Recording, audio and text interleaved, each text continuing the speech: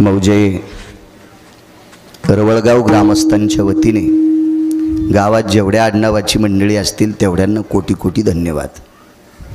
सगळ्यांची नावं घेतली असे गृहीत धरा। आणि एवढ्यांचे मला पाठ नाहीत, मला कुठं तुमची ग्रामपंचायत लढवायची। विठाला विठाल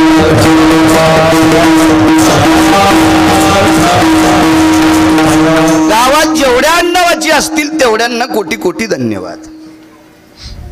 जुनी परंपरा आहे, फार जुनी परंपरा। मी याच परंपरेत एकदा कीर्तनाला आलतो, ॲटोला 100 दिलते, मला 50 दिलते। शंकर बुवा हा हे काय होते, फार जुनं। मी 3 चाकाचा ॲटो घेऊन येत होतो त्यावेळेला। म्हणजे कल्पना करा बाहेरून आलेल्या लोकांना किती जुनी परंपरा आहे।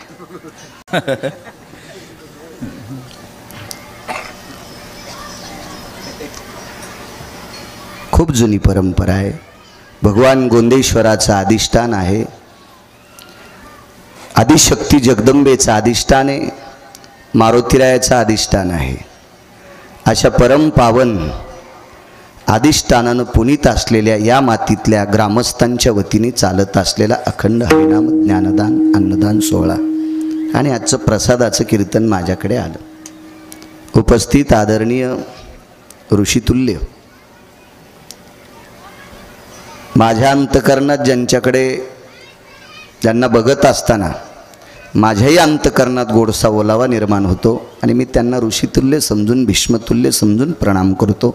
असे आदरणीय आमचे सीताराम बाबा आहेत, त्यांनाही मनपूर्वक प्रणाम करतो।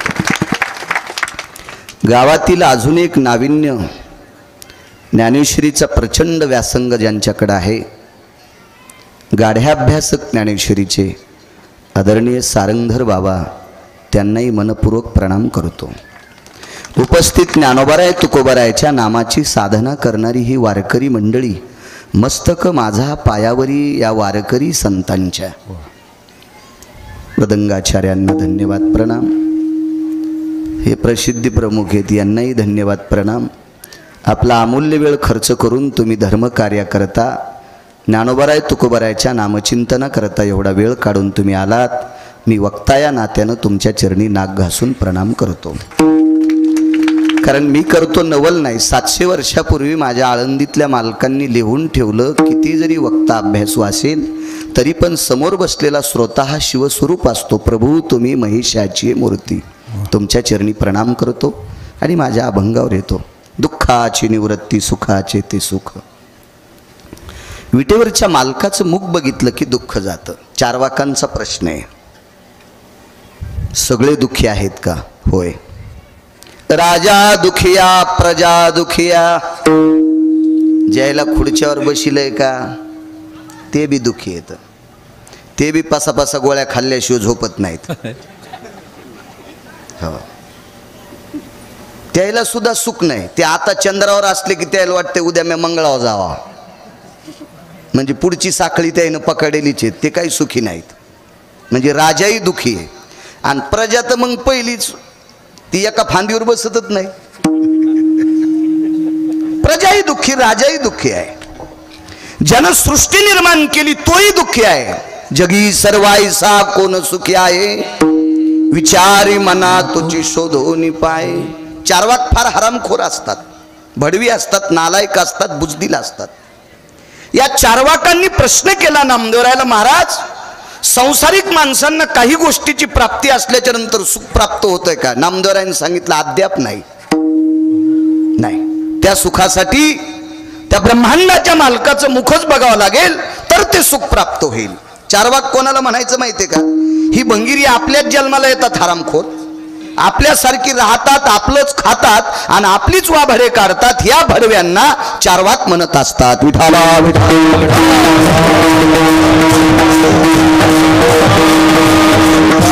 आणि चारवाकांनी श्रुतीच्या समोर प्रश्न मांडला, हे श्रुती ग, चार्वाक म्हणतात मला असं वाटतंय माणसाकडे पैसे शिल्लक असल्यावर त्याला सुख प्राप्त होत असेल. श्रुतीनं सांगितलं, मी संतांकडनं ऐकलं रे बाळा की पैशाने सुख प्राप्त होत नाही. पैशानं जर सुख प्राप्त झालं असतं तर रावण सुखी झाला असता. रावणाची एक चौकट ऐकल्यावर 13 बाऱ्या खासदार होता येते. कोणाची मायविली त्याच्या विरोधात फॉर्म भरायला? एक चौकट. अशा 7 कोटी चौकटी होत्या त्याच्याकडे, 7 कोटी. त्याला 80,000 बायका होत्या. आपल्या बायकासारखी नाही, पाहती कवाडाकडून चलती भितडाकडं. 80 सहस्र सुंदरा कामिनी माझी मुख्य राणी मंदोदरी.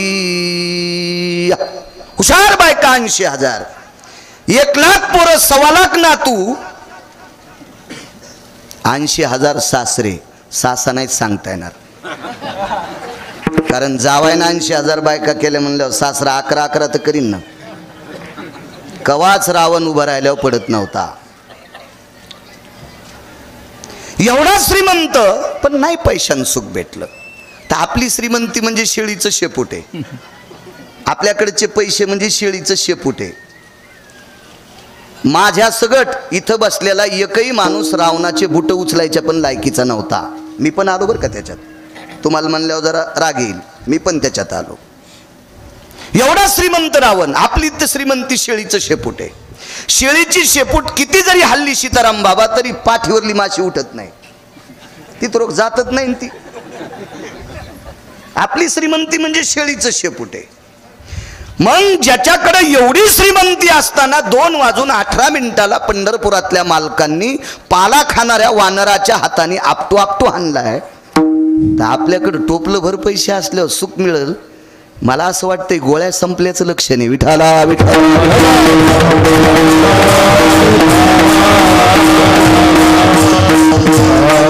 एक जण म्हणला राजा झाल्यावर सुख होतंय. त्याला म्हणलं सांग राजा म्हणजे ग्रामपंचायतचा सदस्य का सीताराम बाबा? नाही नाही. ते म्हणला सर्वोच्च राजा. म्हणलं तोही शब्द वापस घे. ज्याच्या गाडीला 222 दिवे देवळगावकर, 222 पद एकट्याच मंत्र्याला, कोणाची मायविली तितकी पदं घ्यायला, 222 पद. त्यानं सही केल्याशिवाय विश्वातला एकही कारभार हालत नाही. त्यानं वरुणाच्या फॉर्मवर सही केली, 6 दिवस सूर्यच दिसला नाही. होतं का नाही? काल 5-6 दिवस आभाळनानं. त्याचं नाव इंद्र. 222 दिवे ज्याच्या गाडीला, ऐरावत हत्तीला. किती मोठा किती मोठा किती मोठा.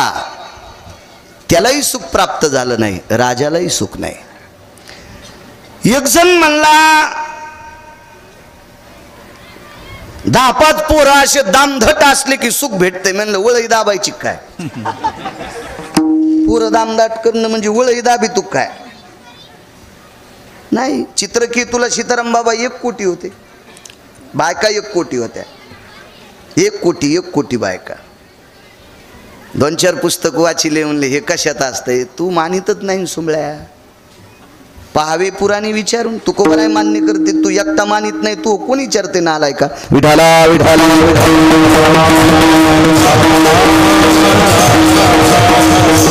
100 पुत्र गांधारीला, तरी सुख प्राप्त झालं नाही. बाहुबळानं सुख नाही, संपत्तीनं सुख नाही, सत्तेनं सुख नाही. विद्वत्तेच्या बाबतीत जर सुख म्हणत असाल सीताराम बाबा, काही म्हणतात मी गाथा पाठ केला, मग हाणतू का आम्हाला? एक जण म्हणला मला ज्ञानेश्वरी पाठ आहे, मग घाला आमच्या अंगावर गाडी. एक जण म्हणला मला ग्रंथ पाठ आहेत. विश्वातला शिक्षण महर्षी सांदीपनी. किती विद्वान सीताराम बाबा. पंढरपुरातला मालक त्याच्याकडे शिकायला, महर्षी सांदीपनीकडे पंढरपुरातला मालक शिकायला. तितका विद्वान असेल का कोणी? पण त्यांचंही पोरग समुद्रात बुडून मेलं. नाही सुख नाही सुख नाही सुख नाही सुख. कसं सुख प्राप्त होईल? सुखच जर पाहायचं असेल तर ते फक्त ब्रह्मांडाच्या मालकाचं मुख बघितल्याच्या नंतर सुख प्राप्त होते. आता ज्ञानाच्या बाबतीत जर विचार केला तर ज्ञानोबरायसारखा ज्ञानी विश्वात कोणी नाही. ज्ञानियांचे राजे आहेत, योग्यांची माऊली आहेत, साधकांचे मायबाप आहेत. किती ज्ञानोबराय विद्वान, किती किती किती विद्वान, किती. भाषा तर 56 येत होत्या. 1-2 भाषा ज्याला येतात का ते बाहेरगावी नोकरीला असल्यावर, गावात आल्यावर रानात काम करणाऱ्याला इंग्रजीत बोलत आहेत. आणायला पाहिजे. अरे तू ते आहे ना एकाच वड्याचं वानरावानी वाकून पाणी पिलंस.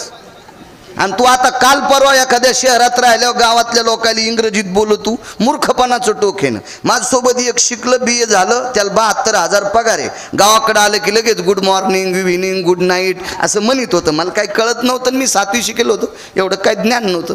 पण त्याला मी सांगितलं तुला पगार किती आहे? 72,000. 71,000ची पेत होतं महिन्याला. आणि ते 1000 रुपये काढता येत नाहीत म्हणून खात्यावर ठेवत होते. आणि ते मी त्याच्यासारखे शिकावताल जुपीन, ते मला इंग्रजीत बोलत होतं. विठाला विठाला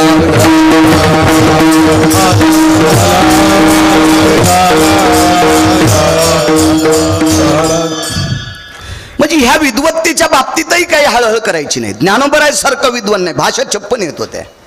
तरी पण ज्ञानोबरायांनी सुखाच्या बाबतीत जर कल्पना सांगायची ठरली, रूप पाहता लोचनी, रूप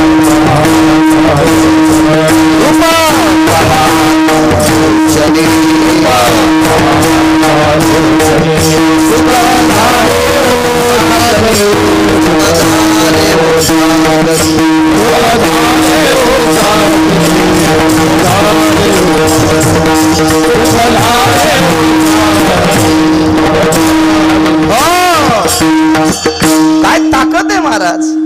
रूप पाहता लोचनी, सुख झाले हो साजनी. माऊली महावैष्णव ज्ञानोबराय साजनी म्हणजे बुद्धीला म्हणतात, हे बुद्धी माते, विश्वात मी नाना प्रकारचं सृष्टी सौंदर्य पाहिलं ग, पण त्या मालकाचं मुख बघितल्याच्या नंतर जितकं सुख प्राप्त झालं तितकं कुठंच सुख नाही.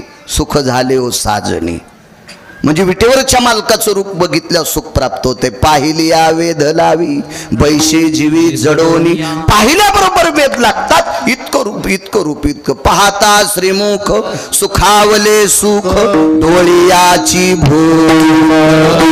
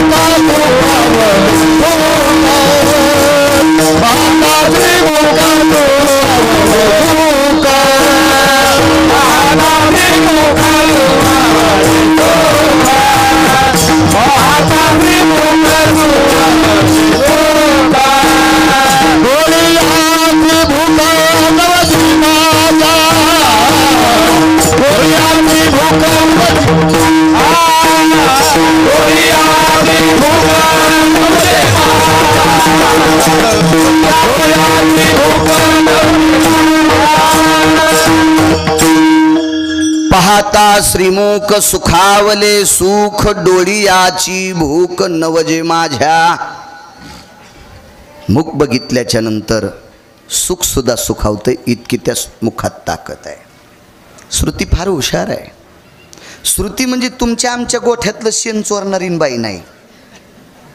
श्रुती म्हणजे शेजारीन उठायच्या आधीच फुलं तोडून महादेवाला वाहणारी नाही, दुसरीचे फुलं. ही शेपुडीचा अवतार. त्या बाईन झाड लावलं, पाणी घातलं, आणि ही सकाळी 4ला उठली, तिचे फुलं वरबळडेन महादेवाच्या अंगावर टाकले. माई पूजा झाली. चोर सोसायटीचे अध्यक्षेन बाई तू. तर दुसऱ्याचे फुलं चोरून वाहिले ना. तू पाणी घातलं नाही, झाड लावलं नाही, तिचे चोरून. अशी नाही श्रुती. श्रुती कोण महाराज? वेदही जिचा ऐकल्याच्या नंतर स्तब्ध होते तिला श्रुती म्हणतात. आणि त्या श्रुतीनं प्रश्न केला, नामदेवराय एवढ्या ठामपणानं तुम्ही सांगता की त्या विश्वाच्या मालकाचं मुख बघितल्याच्या नंतर दुःख जाते, असं का का का का कशावर कशावर? ऐका त्या रूपात किती ताकद आहे. एक पोरग झोपलेले.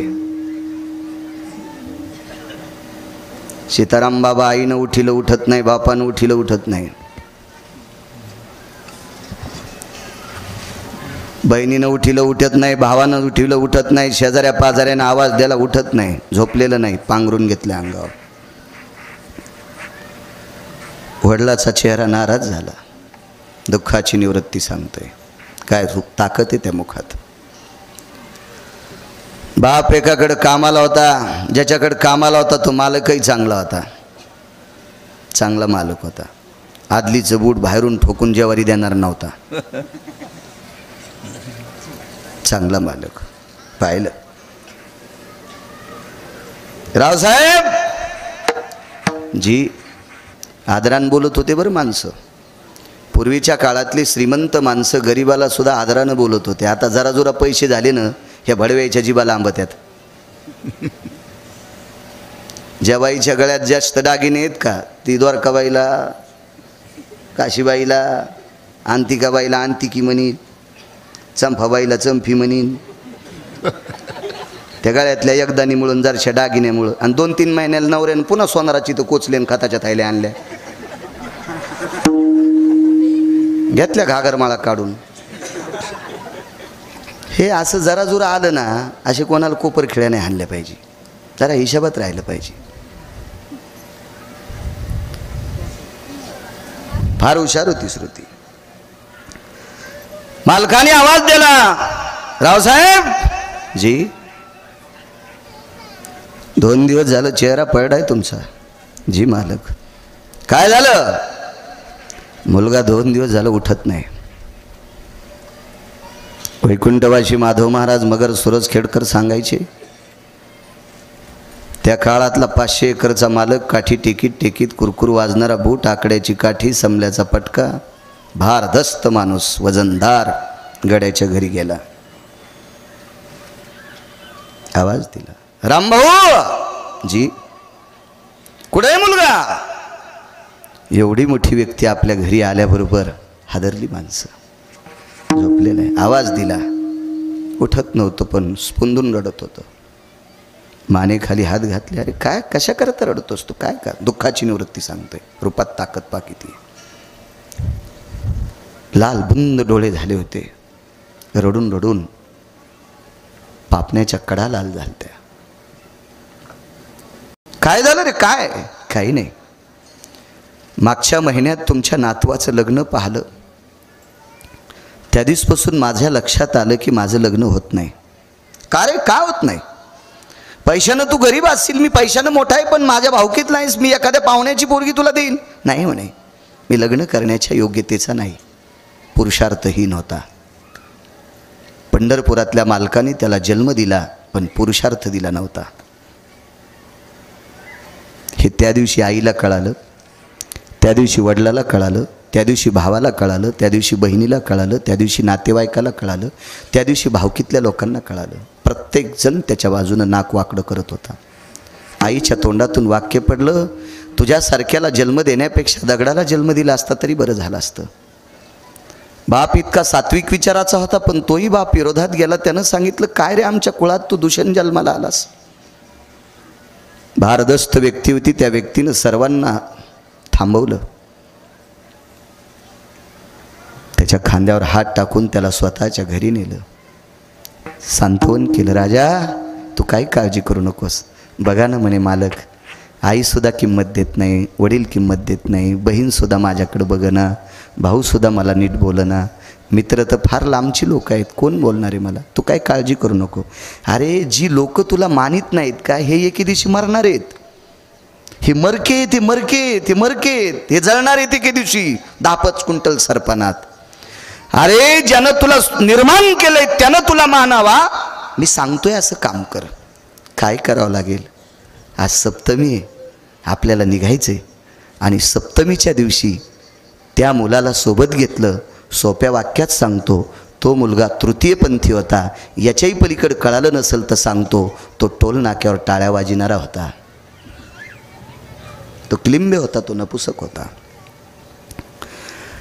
गावातील भारदस्त नामनिष्ठ साधक सदाचारी पुण्यशील पावन वारकरी संप्रदायातल्या आदर्श व्यक्तीसोबत पंढरपूरला गेलेला आहे. चंद्रभागेचं स्नान केलं, पुंडलिक रायाचं दर्शन घेतलं, नगर प्रदक्षिणा केली, कळसाचं दर्शन घेतलं आणि त्या भारदस्त व्यक्तीच्या सोबत विटेवरच्या मालकाच्या मंदिरात प्रवेश केला. गरुड पारापर्यंत आले. आता गरुड पार नाही, मागेच खांदलाय. आता फक्त आपण नुसता अभंगात म्हणायचा. त्या गरुड पारापर्यंत आले आणि गरुड पारापर्यंत आल्याच्या नंतर त्या भारदस्त व्यक्तीनं त्या व्यक्तीला सांगितलं, अरे राजा, तुला जीवनाचं कल्याण करायचं असेल तर याला डोळे भरून पाहे एकदा, बघ एकदा डोळे भरून याच्याकडे बघ बघ. प्रसन्न अंतकरणाने पाहिलं. तुम्हाला एक सांगू का, देव पाहण्यासाठी अंतःकरण शुद्ध लागतंय. हे काही लोकायला वाटतं मी पूजा करतो. आमची इथं एक बाई 1.5 घंटा हरिपाठ वाचित होती आणि सासूला भाकर देत नव्हती. तिच्या अंगावर झोपीत भिताड पडलं. हो, 7-8 जण खोरे घेऊन गेले तर तंगड एकाच्या हातात आलं, झिपऱ्या एकाच्या हातात आल्या, 2-3 तुकडे झाले तिचे. आणि 1.5 घंटा हरिपाठ वाचत होती, सासूला नाही. आणि सासूची संपत्ती चट तुपात बुडून खात होती. हो, ती मेल्यावर 9 बाया मेल्या, दिवस झाला नाही तिचा, इतकी नालायक होती. काय करायची असली माणसं देव करीत. एका माणसाचं पोरग पंढरपूरला बिना चप्पलचं जात होतं आणि तिथून आल्यावर त्या चप्पलानं म्हातारीला हानीत होतं. चंद्रभागेत खड्डा करून जरी याला पुरलं या भाडव्याला, तरी याला मोक्ष मिळेल का? फार सोपं परमार्थ आहे. जिच्या कपाळावर कुंकू आहे तिनं कोणाच महाराजाच्या पाया पडायचं नाही, रोज सकाळी नवऱ्याच्या एकदा पडायचं. जी बाई कीर्तनाला येताना नवऱ्याच्या पाया पडून येते तिला कोटी महाराजाचं दर्शन घेतल्याचं पुण्य प्राप्त होते. आणि नवऱ्याच्या पडत नाही, महाराजाच्या पडती, तिच्या पापानं महाराज धोत्रा सगळं जळण. गळ्यात शपथ खोटं सांगत नाही मी. तरी आज काहीच बोलू नाही. आज जिबेल लय काटा लावलाय परिसरातले. नाही गिरगावकर धुपण आहे, विढाला विढाला. एक जण म्हणला महाराज इतके कडक बोतल्या कीर्तन कोण गेले? अरे जाय सुंबळ्या, हाऊद भरलेला आहे पठ्ठ्याचा पैशानं, रिकामा बी होत नाही, त्याला पाईप आहे, तू सांभाळ. विठाला विठाला.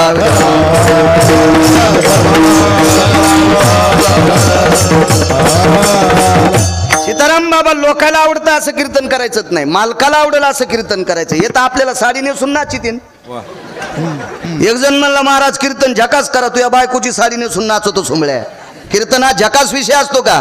कीर्तनात जो सटाक्या सांगील त्या भडव्याला यम लाल होऊस तर हानील, आणि याला जो कोणी पाकिट देईल त्याही हरामखोराला नरकात टाकील. विठाला विठाला.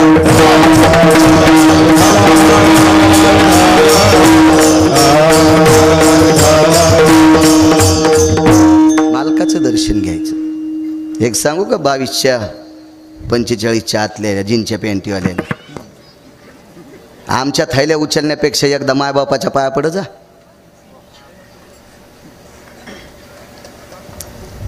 कारण तितका आशीर्वाद जगात कोणाचाच नाही. महाराज स्वतंत्र नाही पंढरपुरातला मालक तुमचं आमचं कल्याण करायला. नाही, पंढरपुरातला मालक बायोडाटा पाहतो सीताराम बाबा, आणि पंढरपुरातला मालक चित्रगुप्ताला इथून विचारून बायोडाटा बघतो, आणि त्या बायोडाट्यात एकच बघतो, हे मायबापाचं दर्शन घेतो का नाही. हे किती महाराजाच्या थैल्या उचलू तू, त्याच्यापेक्षा आईवडिलाचं दर्शन घेतो का नाही. त्या भडव्याला पंढरपुरातलं मालक मानत नाही. शास्त्र आहे, पंढरपुरात गेल्यावर 360 तीर्थाचं स्नान घडते. पाहता देऊळाची पाठ आणि तीर्थे घडती 360. 360 तीर्थे असं नाही, तिथं खूप आहेत. पण पंढरपुरातल्या मालकाच्या मंदिराची पाठ भित्त बघितली की 360 तीर्थ प्राप्त होते.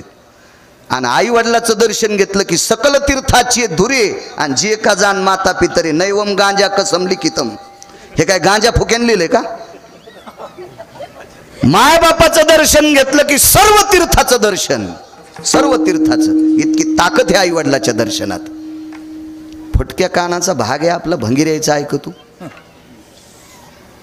ज्ञानोबराय तुकोबरायचा परमार्थ म्हणजे अमृताला लाजविल इतका मोठा आहे सीताराम बाबा, तरी भंगीरायचं ऐकत. एक दिवशी आमच्या गावाकडे गेलो मी.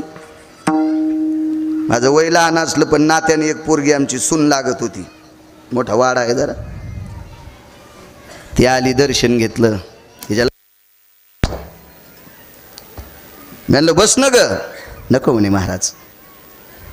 आम्ही ज्याच्याकडे बसलो त्यानं चहा केला, तिला दिला, पण तिने उभ्यानंच घेतला. पण माझ्याकडे पाठ केली आणि भितडाकडे तोंड करून घेतला तिनं. जुन्या काळातल्या बायका जरशा जपत, आणि तिला माहिती नाही लई गी नाही, त्याच्यामुळे तिने माझ्याकडे पाठ केली आणि भिंतीकडे तोंड करून घेतला. तितकी जपली. मी काही बोललो नाही. पण ज्यांच्याकडे बसलो त्यांना विचारलं, म्हणलं जीजी ती उभ्यान कसं काय चहा पिली? नाही, तिला आज खडा मंगळवार आहे. म्हणलं खडा मंगळवार म्हणजे सूर्य मावळूस तर खाली बसायचंच नाही. हे कोण्या महाराजांनी सांगितलं? ते हरामखोरानं आहे का शास्त्रात, पुराणात, वेदात, गाथ्यात, ज्ञानेश्वरीत? याची भंगिरी उपास धरता काय बी. पिपाणी व्रत तुम्हाला नसेल सीताराम बाबा, तुम्हाला काय माहिती मागणं पुढं फुफुटा उड.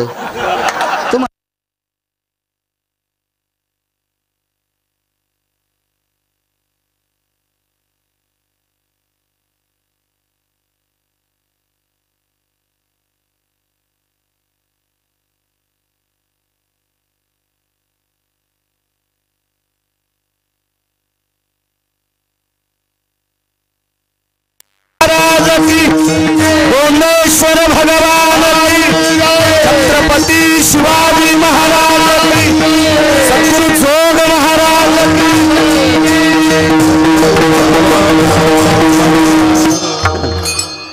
पिपाणी वृत्त, जर पुढची पाणी पी म्हणली तर प्याच, मरून जातान मरून असे उपास नकोय. चला, सर्वात मोठी साधना आपल्या घरातल्या लोकांना जोपासण्यात आहे. प्रसन्न अंतकरणाने विटेवरचा मालक पाहिला, इथपर्यंत आलतो ना. प्रसन्न अंतकरणाने मी एसटी लांबून आणतो, पण बस स्टँडला नेतो, ताण घेत जाऊ नका. तुम्हाला वाटलं असेल हे घसरलं, हौदात हात घालायचाच नाही गिरगावकराच्या. विठाला विठाला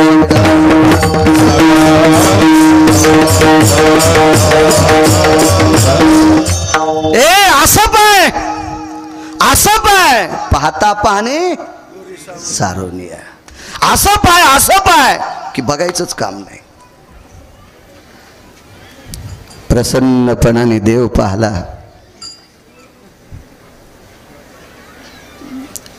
सीताराम बाबा शरीरातल्या दुःखाच्या वृत्ती जळून गेल्या, घरी आले.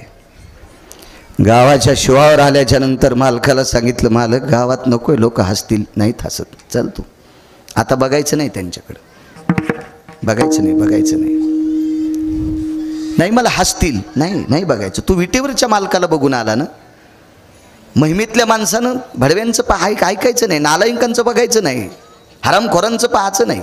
हत्तीच्या जीवनासारखं जीवन जगलं पाहिजे. हत्ती रस्त्यानं चालला, सीताराम बाबा 7-8 कुत्रे भुकू लागले. हत्तीला 7-8 कुत्रे भुकू लागले आणि हत्तीच्या मस्तकावर चिमणी बसली आणि ती चिमणी हत्तीला म्हणली, दादा तू कसा येड्यावानी वागवतो रे, पाय ना तुला किती भुकायलेत. तर हत्ती म्हणला, जीजी. चिमणीला हत्ती म्हणला, जीजी तू काय ताण घेऊ नको. बाप्पा कसा ताण घेऊ, वाव करायले, त्याचे दात पाय ना, काय कुत्रे भुकायलेत तुला. ते म्हणला, जीजी तुला एक सांगू का, हे नुसते भुकत येत, याच्यातलं एकही मला डसत नाही. काऊन रे बाप्पा. जीजी हे मला डसलं ना, माझी त्वचा इतकी कडक आहे, यायचे दात माझ्या त्वचात अडकत येत आणि हे बोचरे होऊन घरी जातात. भुंकोनिया स्वान लागे हत्ती पाठी. मालक सांगतात, मालक होऊन हिमपुटी दुःख पावे. किती जरी कुत्रे हत्तीला भुकले तरी ते व्याकुळ होऊन बोंबलत घरी जातात. तू कशाला ताण घेतो. हे ओरडणार आहेत लोक, काय नाही, हे आरडत राहतात, तू काय चिंता करू नकोस. विश्वाच्या मालकाने तुला मानावं, कायमचं तुझं दुःख जावं, इतकं मोठं तुला करतोय. फक्त आता पुढचे काही पथ्य पाळत राह. आणि योग असा आला, विटेवरच्या मालकाला एकदाच बघून आला आणि तिथून पुढे साधना सांगितली, माझ्यासोबत भजन करत जाय, माझ्यासोबत भजन करत जाय. घ्या बाहेर न्या.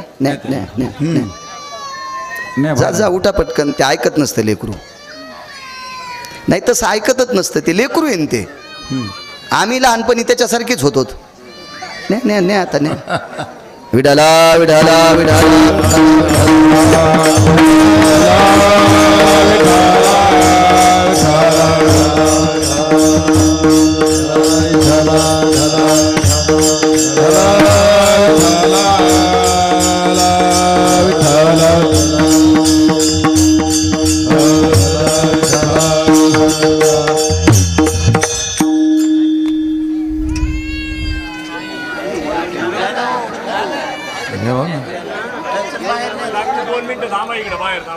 हां बाहेर थांबा.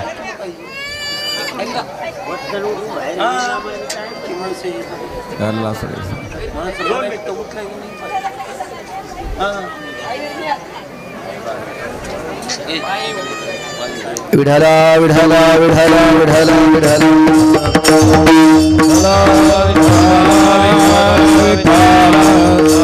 विठ्ठला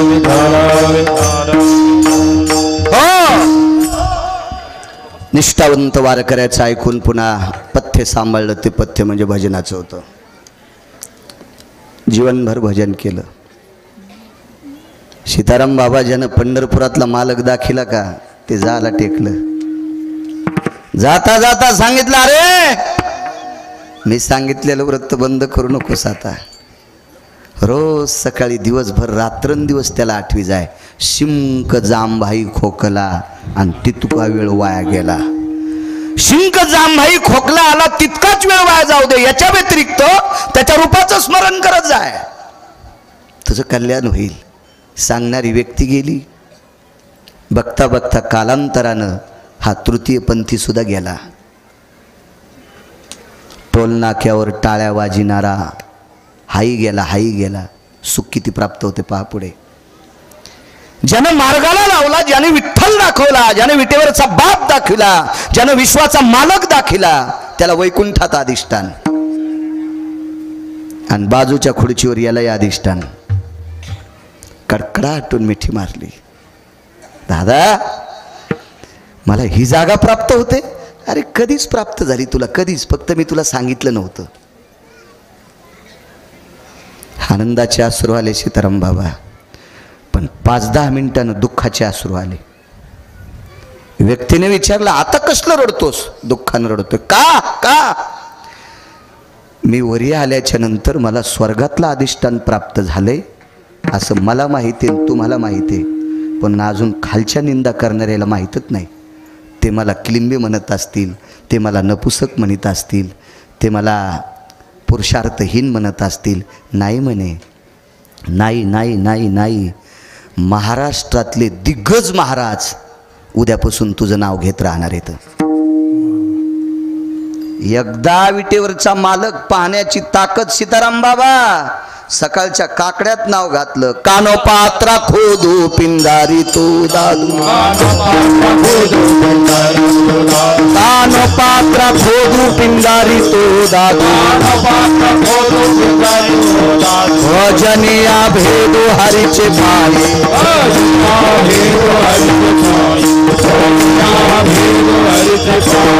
कानोपात्रा खोदू पिंजारी तो दादू, भजनी अभेदू हरीचे पायी.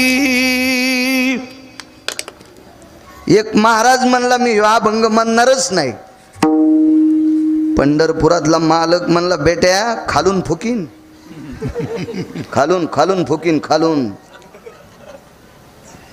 अंगीकार ज्यांचा केला नारायणे, निंदेती ही तेने वंदे केली.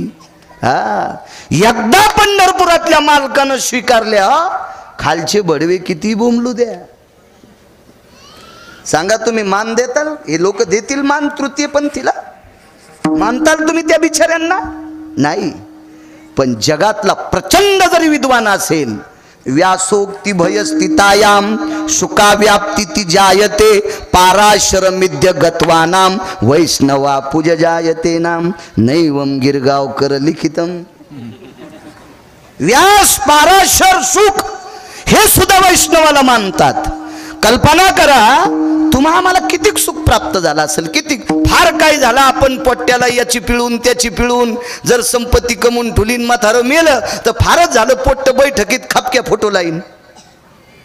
याच्या व्यतिरिक्त काय करीन? 1-2 वर्ष मायासारख्याला बोलून बापाची पुण्यतिथी करीन. कालांतरानं हे मेल्यावर याचं पोरग पुन्हा बापाचा फोटो उकांड्यात फेकून देईल. समाध्या खांद्यात काय काय नालाय काय ना पाहिलं नाहीत का आपण? पण चंद्र सूर्य तोपर्यंत रोज सकाळच्या भजनात त्या दादू खोदूचं नाव घेतलं जातंय. सीताराम बाबा सामान्य सुख आहे, आणि सुख कशाने प्राप्त झालंय तर पहिलं कडवं. दुःखाची निवृत्ती, दुःखाचे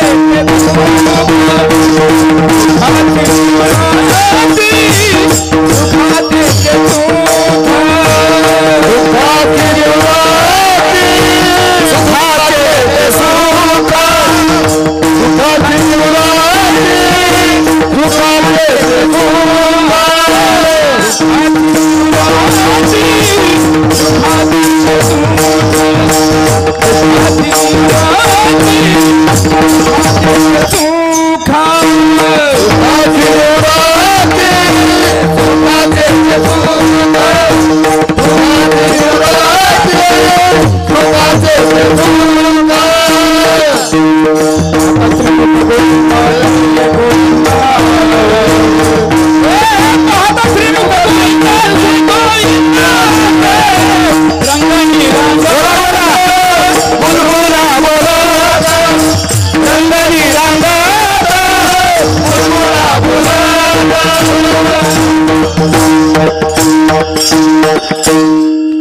तृतीय पंथ्याचं दुःख जातं, सुख पदरात पडतंय. सीताराम बाबा आवडंबरीचं नृत्य करणाऱ्या बाईची पोरगी, ज्यांच्या पॅन्टीवाल्याला आवडंबरी नाही कळणार, स्टेजवर ठेका धरणाऱ्या बाईची पोरगी. हे कळतं ना, हे कळतं. किती किंमत देताल तुम्ही? उत्तर द्यायचं नाही, फक्त ऐकत राहायचं तुम्ही. संक्रांतीच्या दिवशी ज्या बाईच्या गळ्यात जास्त दागिने तिला हळीत कुंकू देत असते का आचरणात जीवन जगणाऱ्या बाईला? जी जीवन आचरणात जीवन जगते तिला हळदी कुंकू देत असते. मालकाचा पुरावा सीताराम बाबा, अति लावण्य रिकामी जागा, अरे ती सवाशिन म्हणू नये. कुंटलभर सोनं घातलंय पण चुकीचं कर्म आहे, तिला सवाशिन म्हणता येत नाही. मग मंगळसूत्र तिच्या गळ्यात लोखंडाचं असलं तरी चालेल, पण डोकं भरून पदर घेते, तिला हळदी कुंकू द्यायला पाहिजे. संप्रदायात किंमत आहे. आपल्या संप्रदायात आचरणाला फार मोठी किंमत आहे, देखाव्याला नाही. आहा, सासऱ्याच्या पुढून जाताना सुनान पदर पडू द्यायचा नाही. नाही राहिला तर खेळा ठोकायचा. बारीकशे भेटतेत ना चपलाला ठोकायला. नाही तुम्ही नाहीत बोलणार आणि बोल जाऊ नका तुम्ही. इतकं मी भरलेला माणूस आहे, त्याच्याकरता आम्हाला जमते भरक्याला काय बोल. एखादा म्हणेल तुला कसं काय कळतंय, तर सुंबळ्या मी लग्न केलं मला कळतंय ना. मी संसारातल्या लोकांसंग घासतोय ना, त्याच्यामुळे मला माहिती आहे. सासऱ्याच्या पुढून जाताना सुनान पदर पडू द्यायचा नाही, ही तिची आचारसंहिता. आणि सुन स्वयंपाक करताना सासऱ्यानं चुलीला पाय लावून शेकायचं नाही. आणि सासरा जर सुन स्वयंपाक करीत असताना चुलीला पाय लावून शेकत असल तर शहाण्या सुनानं धिलपी इकून ठोकायची, निकून काढायची, हातोड्यानं ठोकायची, हातोड्यानं. आचारसंहिता आपल्या संप्रदायात नियम आहे. आपल्या संप्रदायात बाबा अभंग किती पाठ आहेत, त्याच्यापेक्षा आपली बायको सोडून जगात जी स्त्री दिसल तिला माय आणि बहीण म्हणत असेल तर भारतातला एक नंबरचा महाराज. असे तर लय लोळायले तिकडे तिकडे वळचणीला, विठाला विठाला.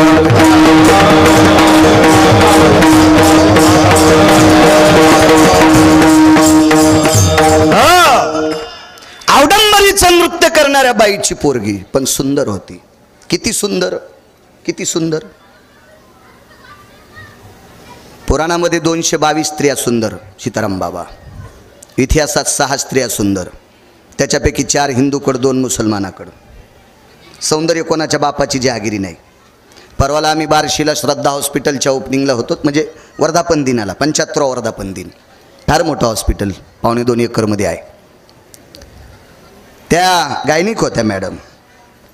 त्या श्रद्धा मॅडमला विचारलं, का हो लेकरं सुंदर होण्याचं औषध आहे का तुमच्याकडे? नाही म्हणले.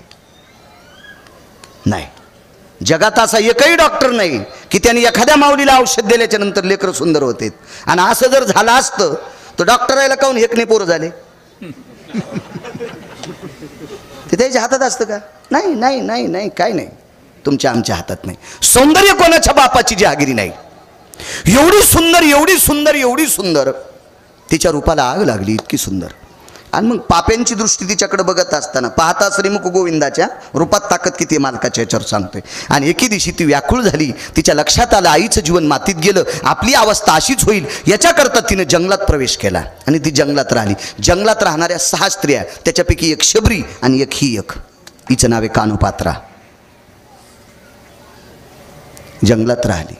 एके दिवशी रस्त्याने त्या जंगलाच्या पायथ्यानं माऊली महावैष्णव ज्ञानोबराय, निवृत्तीदादा, सोपानदेव आणि मुक्ताई साहेब चालल्या होत्या. उंच डोंगराच्या कड्याहून तिनं पाहिलं आणि चालत नाही आली, लोटांगण घातलं तिनं. तिने विचार केला, सूर्यनारायणाच्या बिंबाकडे पाहिलं तर सूर्याचं तेज आणि ज्ञानोबरायचं तेज सूर्याच्या तेजापेक्षा कोटीपटीनं श्रेष्ठ होतं. सूर्यनारायणाच्या तेजानं अंगाला घाम येत होता आणि ज्ञानोबरायच्या तेजानं अंतःकरणाला पाझर फुटत होता. इतकं ज्ञानोबरायचं तेज होतं. आणि तिथून लोटांगण घातलं, ज्ञानोबरायच्या पायावर आली. विचारलं, माय काय कारण आहे? काही नाही, कल्याण होईल असा मार्ग सांगा. एकच काम कर, जाय पंढरपुरातल्या मालकाला बघ. धन्य कान्हो पात्रा आजी जा आली भाग्याची भेटी ज्ञानदेवाची म्हणूनिया माऊली महावैष्णव ज्ञानोबरांची भेट झाली आणि पंढरपूरला गेली. इतकं देवाला पाहिलं माझ्या माईंनो, इतकं पाहिलं इतकं पाहिलं इतकं पाहिलं इतकं पाहिलं की त्याला पाहून पाहून डोळे झाकले आणि त्याच्या पायावर कायमचं देह सोडून दिला. इतकं पाहिलं इतकं पाहिलं. पुजाऱ्यानं बाहेर ओढून काढली. त्यावेळेला शरीर सुटलं होतं. सगळ्या पुजाऱ्याने विचार केला हिचा बायोडाटा बघा कोणाची पोरगी आहे. बायोडाटा पाहला तर अवडंबरीचं नृत्य करणाऱ्या बाईची मुलगी होती. काय करायचं काय करायचं काय करायचं. एक तात्विक पुजारी होता. त्याच्या स्वप्नात विटेवरच्या मालकाने दृष्टांत दिला. अरे मला पाहत पाहत गेली. अंतकालेच मामेव स्मरणमुक्त. शेवटच्या श्वासापर्यंत मग भजन केलंय आणि शेवटच्या श्वासापर्यंत माझ्या रूपाला तिने अंतकरणात ठेवलंय. ही एवढी पवित्र झाली. माझी 16,108 पत्नीपैकी लक्ष्मी नावाची पत्नी ती डाव्या हाताला आहे. वामांगी रखुमाई दिशे दिव्य शोभा. पण ही वारांगणेची कन्या हिला उजव्या हाताला जागा द्या. रोहिणीकर नाना तिला उजव्या हाताला जागा दिली. उजव्या हाताला. सीताराम बाबा परिणाम सुख किती सांगू. अहो लग्नात एखाद्या बाईचे पाय नाही धुतले तर ती कोकण्या मशिवानी फुगवती. हो आमच्या इथल्या बाईनं अख्खा आपटू आपटू घेतलं. हो कोणाला जीव दिल नाही. नुकताड का मला माहित नाही का. चपात्या हे कातडे का माहित नाही का. चपात्याला कातडे म्हणली ती. नुकतीला नुकताड म्हणली. हो वर्णाला वर्नाड म्हणली. मग मी आणलं बाई कोणीच नाही पाया पडू दे. मॅत लोटांगण घातलं. जमलं बाळू आता. मी पडलो पाया. म्हणलं जाऊ दे माया नको येड्यावानी करू. कशाला ताण घेती. हो आणि कहा नवऱ्याला नीट बोलत नव्हती. पण पडलो मी पाया कारण बाकीच्या याला खाऊ देणे गेली ना. हा ओरिजिनल लवंग्या मिरच्याच्याच मिरच्या होत्या तिच्या अंगाला लागलेल्या. इतकी दाढ होती ती. हो पिराल कापाव इतकी आगाव होती. हो मसुबागी सुबाल नाही पिराल कापाव इतकी आगाव होती. तुम्हाला काय राग येऊ देऊ नका. मी आमच्या इथली सांगायलो आणि अजून बी लक्षात घ्या तुम्हाला राग येऊ नये म्हणून आमची इथली म्हणायलो. इतकी येडगळबाई आमच्या इथं नाही. हो पण उग आता इथली इथं कुठं अंगाव इस्तू घेऊ म्हणून सध्या अंगाव घ्यालो आणि इथून गेल्यावर मग तुम्हाला विठाला विठाला.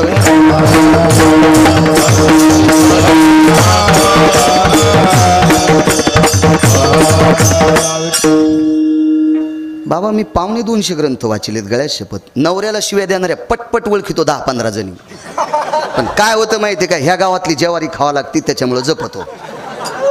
नाही तर फटफट नावं घेतल्याबरोबर त्यानं उठाव 2-3 ला तर अटॅक यावा.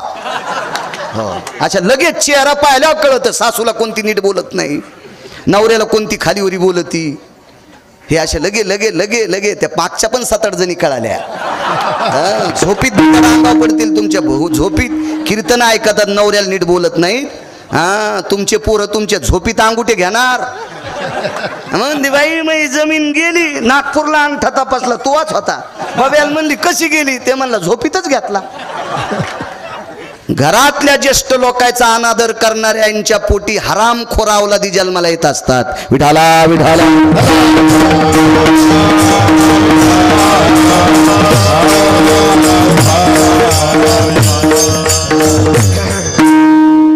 ते बाकीचा करदा नाही कामाचा. आपल्याला एक मन माहिती आहे का सीताराम बाबा. जो मायबापाचा होऊ शकत नाही तो भाडवा कोणाचाच होऊ शकत नाही. ऐकली तुम्ही मन तुम्ही तुमच्या लहानपणापासून ऐकली असेल. जो मायबापाचा होऊ शकत नाही तो कोणाचाच होऊ शकत नाही.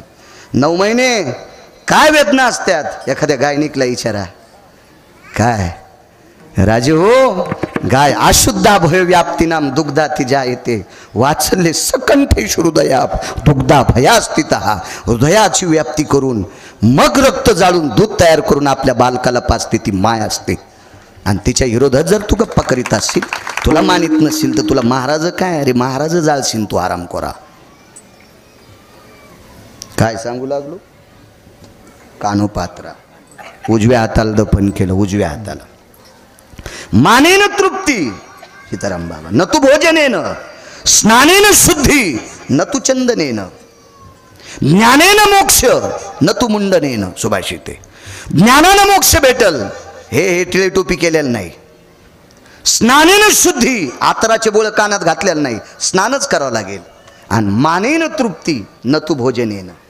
हो, तुमच्या माझ्यासारखा एखादा व्यक्ती, आपण जर वारीला चाललो, खांद्यावर पताका आहे आपल्याला भूक लागली, मधुकरी आदरानं जर भाकरी शिळी पाती वाढली तरी आपण ती प्रसाद म्हणून खाऊ, आणि फेकून देत असेल तर झाडाचा पाला खाऊ. मानेन तृप्ती न तू भोजनेन. मानात इतका किंमत आहे. एवढं मोठं सुख आहे. किती मोठा मान. लक्ष्मी डाव्या हाताला, पैशाची मालकीन. कोणाला श्रीमंत कोणाला भिकारी करायचं जिच्या हातात आहे तिला लक्ष्मी म्हणतात. ही डाव्या हाताला. आणि अवडंबरीचं नृत्य करणाऱ्या बापाचं नाव सांगता येत नाही अशा मुलीला उजव्या हाताला गोविंद जागा. परिणाम सांगू पुढचा. भारतातला नव्हे, पृथ्वीवरचा कोण्याही देशातला जरी भक्त सीताराम बाबा गेला तर पहिलं दर्शन तिचं आहे. पहिलं दर्शन तिचं, मग मालकाचं, मग मालकिनीचं. केवढा जरी याच्या पलीकडे सांगू का, शेवटचे संत निळोबाराय. निळोबारायच्या नंतर वारकरी संप्रदायात कोणाचा अभंग स्वीकारला नाही. ते निळोबाराय सुद्धा अगोदर कानोपात्रेचं दर्शन, आधी कानोपात्रेचं, मग विटेवरच्या मालकाचं, आणि मग मालकिनीचं. एवढं सुख असेल का बाबा कोणाला? आणि एवढं जर कानोपात्रेला सुख प्राप्त झालं असेल तर पाहता श्रीमुख